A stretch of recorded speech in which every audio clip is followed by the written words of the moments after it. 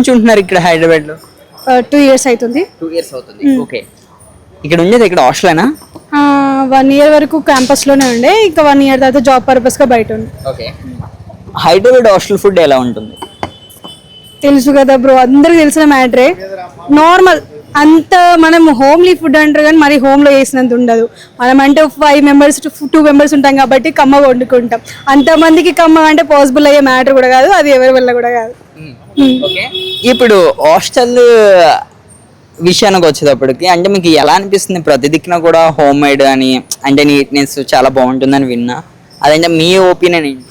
అన్ని హాస్టల్ అని చెప్పలేను, కొన్ని హాస్టల్ నీట్ గానే ఉన్నాయి, కొన్ని హాస్టల్ వరస్ట్ గానే ఉన్నాయి. అదేం పెద్ద చేంజ్ అయ్యే మ్యాటర్ ఏం కాదు, బట్ ఉండేవైతే ఉన్నాయి. కానీ మరి హోమ్లీ అంటే హోమ్లీ ఏమి ఉండవు ఏవైనా సరే. హైదరాబాద్ లైఫ్ ఎట్లా ఉందంటే రన్నింగ్ రేస్ ఉంటుంది కదా బ్రో, దేనికోసం రోజు పొద్దుగా లేసి ఒక రన్నింగ్ రేస్కి వెళ్ళి మళ్ళీ ఈవినింగ్ సేమ్ రిపీటెడ్. కానీ అద్దాల మేడలు, కలర్ఫుల్ కార్లు, అద్దాల ఆఫీసులు, సారీ ఏసీ ఆఫీసులు అన్న మాటలు ఉన్నాయి కదా, మరి అది ఎంతవరకు నిజం? పైన కనిపించేదంతా నిజం కాదు కదా బ్రో.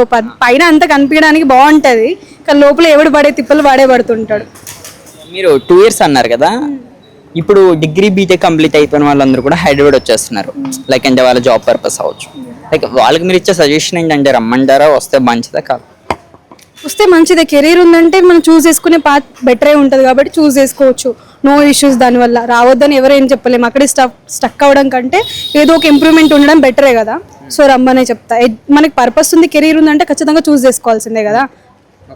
ఇప్పుడు డిగ్రీ బీటెక్ కంప్లీట్ చేసిన వాళ్ళు ఇక్కడ కోచింగ్ తీసుకోవడానికని వస్తున్నారు కదా, ఆ కోచింగ్ తీసుకోవడం వల్ల ఏదైనా ప్లస్ ఉందా? ఒకవేళ చూస్ చేసుకునే కెరీర్ పాత్ గట్టిగా ఉండి నువ్వు కోచింగ్ తీసుకున్నావు అంటే ఇష్యూ. కానీ ఇక్కడ ఇప్పుడు ప్రెసెంట్ ఉన్న దాంట్లో ప్రతి ఒక్కటి బిజీయే, ప్రతి ఒక్కటి రష్ ఉన్నదే, ఏది ఈజీగా దొరికేది కాదు.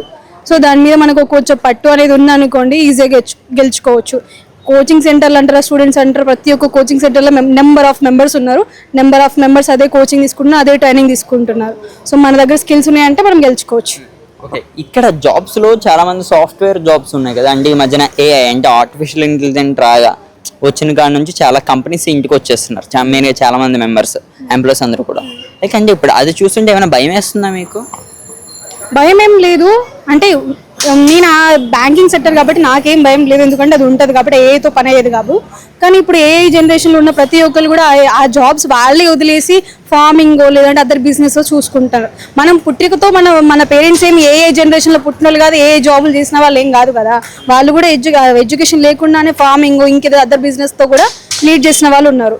సో మనం మళ్ళీ కొత్త కల్చర్లోకి వెళ్ళకుండా మళ్ళీ పాత దాంట్లోకి వెళ్తున్నాం. No issues, no problem. అదేం కాదు. ఏ అనేది మనల్ని లీడ్ చేయడం అంటే మనం లీడ్ చేసుకోవడానికి మనం క్రియేట్ చేసుకుంటున్నాం, కానీ ఫ్యూచర్లో అది మనల్ని లీడ్ చేస్తుంది. మనం ఏమంటారు, మన ఫ్యూచర్ బాగుంటుందని క్రియేట్ చేస్తున్నాం, కానీ మన ఫ్యూచర్ లేకుండా చేస్తుంది ఏ అనేది. మీకున్న ఎక్స్పీరియన్స్ ప్రకారంగా చెప్పండి అక్క. ఇప్పుడు బీటెక్ వీళ్ళు కంప్లీట్ అయిన వాళ్ళు ఉన్నారు కదా, లైక్ అంటే ఒక అమ్మాయిగా చెప్పండి, మెయిన్గా అమ్మాయిలందరూ కూడా వాళ్ళు ఏ పాయింట్ ఆఫ్ వ్యూ వెళ్తే బాగుంటుంది? అంటే సాఫ్ట్వేర్ అంటే చాలా మందికి హై ఉంటుంది, సాఫ్ట్వేర్ అయితే చాలా బాగుంటుంది లైఫ్. సాఫ్ట్వేర్ లేకుంటే గవర్నమెంట్, అంటే ఏ పాయింట్ ఆఫ్ వ్యూ వెళ్తే బాగుంటుంది? వాళ్ళకి ఇంట్రెస్ట్ ఉన్న దాని మీద చూస్ చేసుకుంటే బెటర్. ఏదో మనీ ఇన్కమ్ వస్తుంది, ఇంకేదో ఫర్దర్గా వస్తుంది అని చెప్పేసి దాని మీద పోకుండా మనకి అది ఇంట్రెస్ట్ ఉంది, మనం లీడ్ చేయగలం అని చెప్తే ఏ స్కిల్ అయినా okay, better. Own business create చేసుకున్న పర్లేదు. ఇప్పుడు ఎంతమంది ఓన్గా లేరు జాబ్ మానేసి మరి.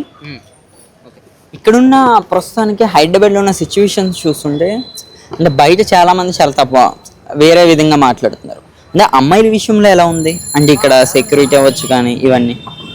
అంటే హైదరాబాద్ అనగానే హైదరాబాద్ అమ్మాయిలు అనేసరికి ఒక కల్చర్ ఫిక్స్ అయిపోతుంది, కానీ అందరూ అట్లా ఉండరు. హాఫ్ మెంబర్స్ ఉండొచ్చు, బట్ వాళ్ళ వల్ల మనం మిగతా వాళ్ళందరినీ క్రియేట్ చేయలేం, వాళ్ళ క్యారెక్టర్ని డిసైడ్ చేయలేం. ఇన్స్టాగ్రామ్లో కొన్ని రీల్స్ వస్తున్నాయి, నువ్వు కూడా చూస్తూనే ఉంటావు హైదరాబాద్ అమ్మాయిల విషయంలో. లైక్ అంటే అవి చూసినప్పుడు అనిపిస్తుంది మన అమ్మాయి సేఫేనా అన్న ఫీలింగ్ ప్రతి తల్లిదండ్రులకు ఉంటుంది. అంటే హైదరాబాద్ పంపిన వాళ్ళకి అబ్బాయి మన అమ్మాయి కాదులే అన్న ఒక నమ్మకం ఒకటి ఉంటుంది.